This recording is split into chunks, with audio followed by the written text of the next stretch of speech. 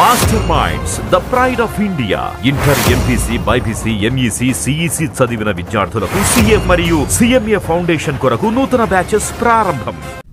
Telangana CM Revanth Reddy governor రాధాకృష్ణన్తో భేటీ అయ్యారు. ప్రభుత్వం రూపొందించిన కొన్ని బిల్లులపై చర్చించే అవకాశం ఉన్నట్లు తెలుస్తోంది. వాటిని ఆర్డినెన్స్ రూపంలో వెంటనే అమల్లోకి తెచ్చే యోచనలో ప్రభుత్వం ఉన్నట్లు సమాచారం. ఏపీతో ఉమ్మడి సమస్యలపై గవర్నర్తో సీఎం రేవంత్ రెడ్డి చర్చించనున్నట్టు తెలుస్తోంది.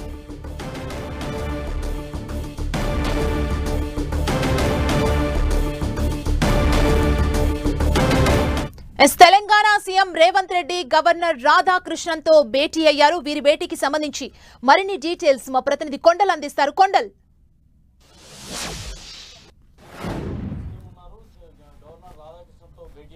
కీలకమైన భేటీ అని చెప్పుకోవచ్చు. ఎందుకంటే రాష్ట్ర విభజన జరిగి 10 ఏళ్ళు పూర్తి అయిపోయింది. జూన్ 2తో రాష్ట్ర విభజన 10 ఏళ్ళు నిండింది. అయితే 10 ఏళ్ళలో ఉమ్మడి ఆస్తులు అప్పులకు సంబంధించి ఏపీతో ఉన్న వ్యవహారం ఉంది. ఈ అంశాలపైన ప్రధానంగా చర్చిస్తున్నారు. ఎందుకంటే మొన్ననే గవర్నర్ రాధాకృష్ణన్ ఏపీ సీఎం చంద్రబాబుతో కూడా భేటీ అయ్యారు.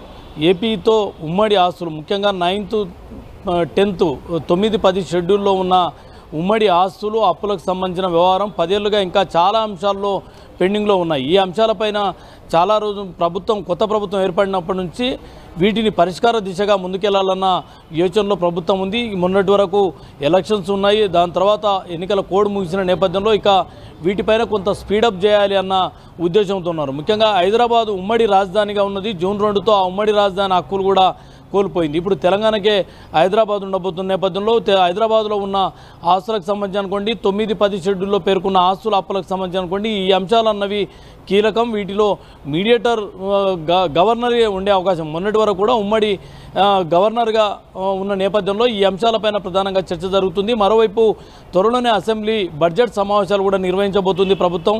ఈ బడ్జెట్ సమావేశాల్లో కొన్ని కీలకమైన బిల్లులు కూడా ఉన్నాయి. ఈ బిల్లులకు సంబంధించిన అంశంపైన కూడా చర్చించే అవకాశం ఉంది. ఇక మొన్న 5 రోజుల పాటు సీఎం రేవంత్ రెడ్డి ఢిల్లీలోనే ఉన్నారు.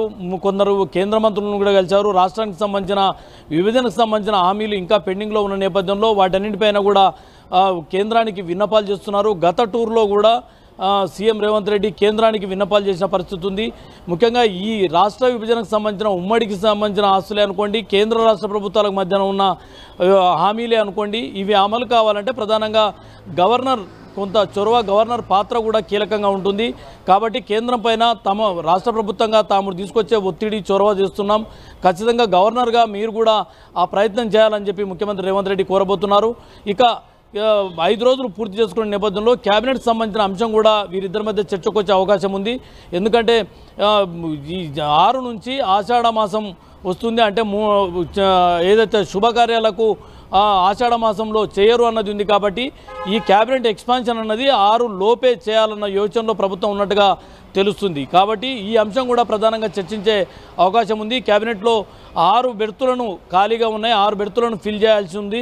అయితే దీంట్లో 6గురిని ఒకేసారి తీసుకుంటారా, లేదంటే 4 వరకు తీసుకుంటారా అన్నది కొంత చర్చ ఉంది. ఎందుకంటే మొన్న 5 రోజుల పాటు అధిష్టానంతో సీఎం రేవంత్ రెడ్డి చర్చించిన నేపథ్యంలో ప్రస్తుతానికి 4గురిని తీసుకోవాలి క్యాబినెట్లోకి, మిగతా 2ని మరోసారి తీసుకోవాలన్న అభిప్రాయం పార్టీలో వచ్చింది. కాబట్టి ఈ నేపథ్యంలో ఈ క్యాబినెట్ విస్తరణకు సంబంధించిన అంశం కూడా గవర్నర్తో సీఎం రేవంత్ రెడ్డి చర్చకు వచ్చే అవకాశం అయితే కనిపిస్తుంది. కొండల్, ప్రభుత్వం రూపొందించిన ఏ కీలక బిల్లుపై ఈ రోజు చర్చిస్తున్నారు? అంటే ఏ బిల్లులపై డిస్కషన్ జరుగుతుంది? బిల్లులకు సంబంధించి అంత ప్రధానంగా ఏం లేదు. ఎందుకంటే ఈ ఆర్డినెన్స్ తీసుకురావాల్సినంత తొందర కూడా ఏం లేదన్నది ఒక వాదన అనిపిస్తుంది. అత్యంత కీలకమైన బిల్లులుగా ఇప్పుడు ఉన్నది అంటే పంచాయతీరాజ్ సంబంధించిన బిల్లులు ఉన్నప్పటికీ కూడా అది సర్పంచ్ ఎలక్షన్స్, గ్రామ పంచాయతీ ఎలక్షన్స్ ఇప్పుడే నిర్వహించే పరిస్థితులు లేదు. ఎందుకంటే జనవరిలో నిర్వహించాలన్న యోచనలో ప్రభుత్వం ఉంది. కాబట్టి అంత అత్యవసరంగా ఆర్డినెన్స్ తీసుకురావాల్సినంత అవసరం అయితే లేదన్నది ఉంది. కాకపోతే బిల్లులు కొన్ని కీలకమైన బిల్లులు ఏమన్నా పరిపాలనా పరంగా కొన్ని బిల్లులు ఉంటాయి. వాటికి సంబంధించి చర్చించే అవకాశం ఉంటుంది. ఎందుకంటే కొత్త ప్రభుత్వం వచ్చేది కాబట్టి కొత్త ప్రభుత్వం 6 నెలలు ముగిసింది. మొన్నటి వరకు ఎన్నికల కోడ్తోనే ముగిసిన నేపథ్యంలో ఈ అన్ని అంశాలు చర్చకు వచ్చే అవకాశం ఉంది. అసెంబ్లీ సమావేశాలు కూడా సాధ్యమైనంత త్వరలోనే నిర్వహించాలని ప్రభుత్వం భావిస్తుంది. ఈ నెల 20 నుంచి అసెంబ్లీ సమావేశాలు నిర్వహించాలని భావిస్తుంది. ఈ అసెంబ్లీ సమావేశాలను బడ్జెట్కు ఆమోదం తెలుపుకోబోతుంది. అది కూడా ఫుల్ బడ్జెట్కు ఆమోదం తెలుపుకోబోతున్న నేపథ్యంలో ఇవన్నీ అంశాలు చర్చకు వచ్చే అవకాశం ఉంది. ప్రధానంగా అయితే ఏపీతో ఉమ్మడి ఆస్తులు అప్పులకు సంబంధించిన వ్యవహారం అనేది ప్రధానంగా చర్చిస్తున్నట్టుగా మనకు అందుతున్న సమాచారం. దాంతోపాటు కేబినెట్ విస్తరణకు సంబంధించిన అంశం కూడా చర్చకు వచ్చే అవకాశం ఉంది. Thank you Kondal.